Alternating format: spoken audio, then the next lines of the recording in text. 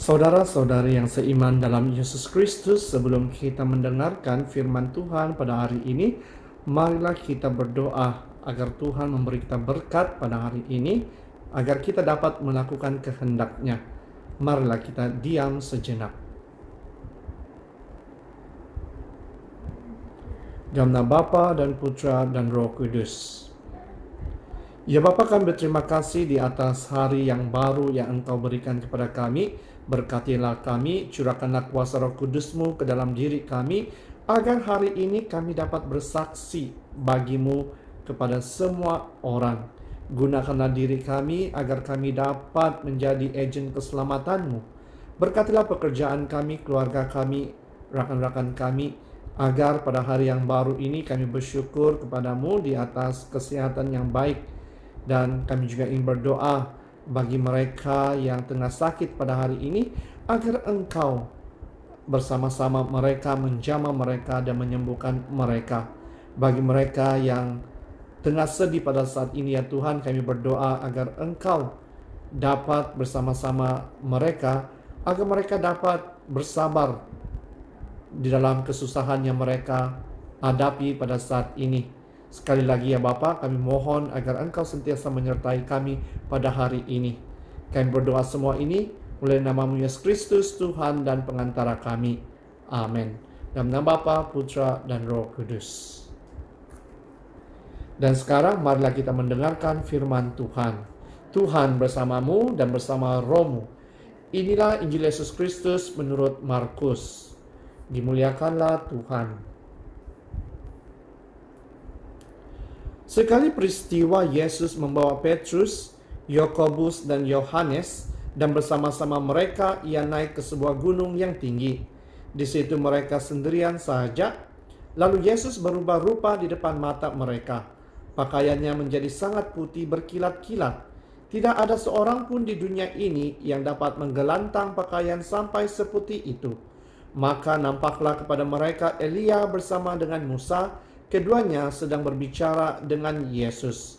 Kata Petrus kepada Yesus, "Rabi, betapa bahagianya kami berada di tempat ini. Baiklah kami dirikan 3 kemah, satu untuk Engkau, satu untuk Musa, dan satu untuk Elia." Petrus berkata demikian, sebab ia tidak tahu apa yang harus dikatakannya, karena mereka sangat ketakutan. Maka datanglah awan menaungi mereka, dan dari dalam awan itu terdengar suara, "Inilah anak yang kukasihi, dengarkanlah dia." Dan sekonyong-konyong waktu memandang sekeliling, mereka tidak lihat lagi seorang pun bersama mereka, kecuali Yesus seorang diri. Pada waktu mereka turun dari gunung itu, Yesus berpesan kepada mereka, supaya mereka jangan menceritakan kepada seorang pun apa yang telah mereka lihat itu. Sebelum Anak Manusia bangkit dari antara orang mati, mereka memegang pesan tadi sambil mempersoalkan di antara mereka apa yang dimaksudkan dengan bangkit dari antara orang mati. Demikianlah Injil Tuhan. Terpujilah Kristus.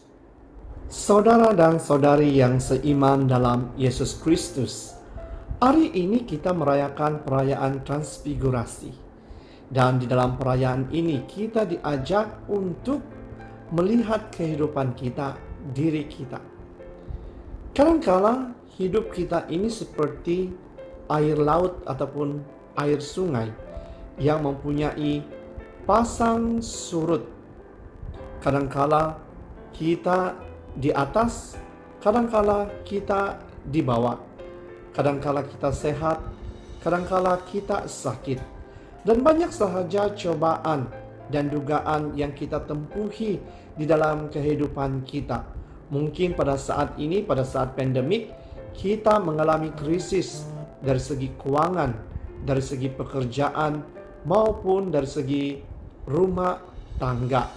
Dan bagi para pelajar mungkin pada saat ini, mereka menghadapi kesukaran untuk mengikuti PDPR ataupun mengikuti kelas online, mungkin masalah internet dan sebagainya.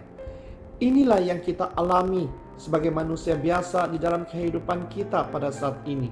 Tetapi saudara dan saudari, kita harus bertanya dalam diri kita, adakah kita berputus asa ketika kita menempuhi segala cobaan dan dugaan pada saat ini? Mungkin kita merasakan di dalam doa kita setiap hari, kita merasakan bahwa Tuhan begitu jauh. Tuhan tidak mau mendengar doa-doa kita, mengakibatkan kita mahu lari daripada Tuhan, lari daripada gerejanya, dan coba untuk mencari Tuhan yang lain. Tetapi saya percaya sebagai seorang Kristen Katolik yang mempunyai iman, kita tidak mudah mengalah tentang apa yang berlaku di dalam kehidupan kita. Tetapi kita harus bersabar, kita harus tabah di dalam cobaan dan dugaan yang kita tempuhi pada saat ini.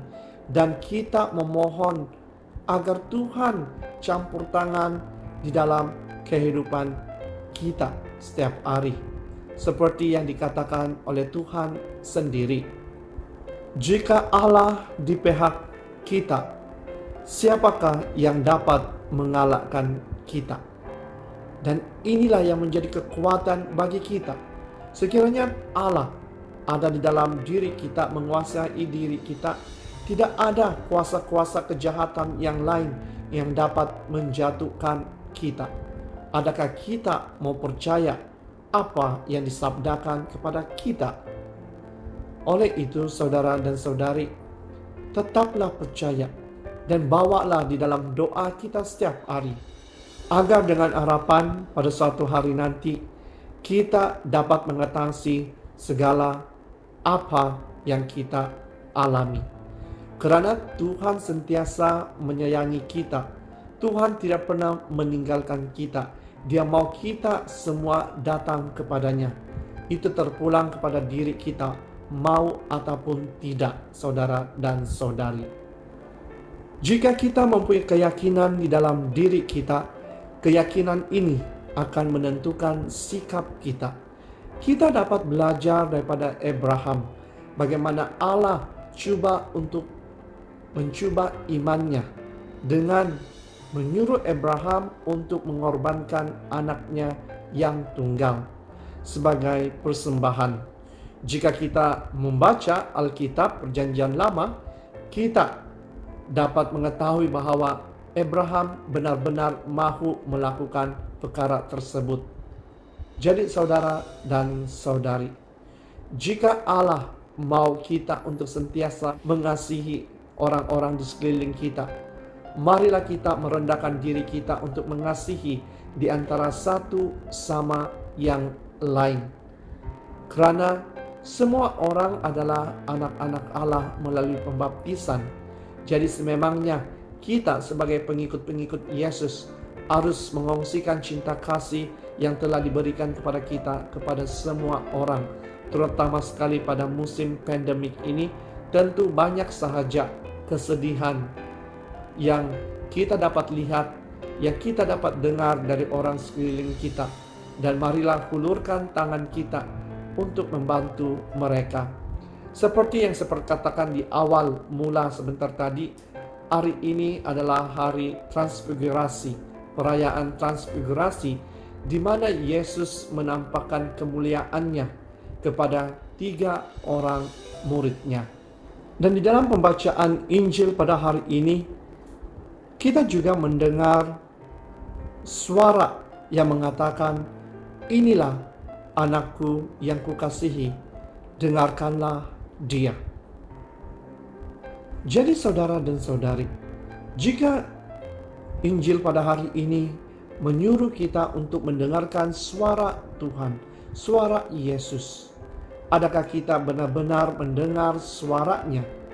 Ataupun kita lebih suka untuk mendengar suara-suara yang diberikan oleh dunia kepada kita?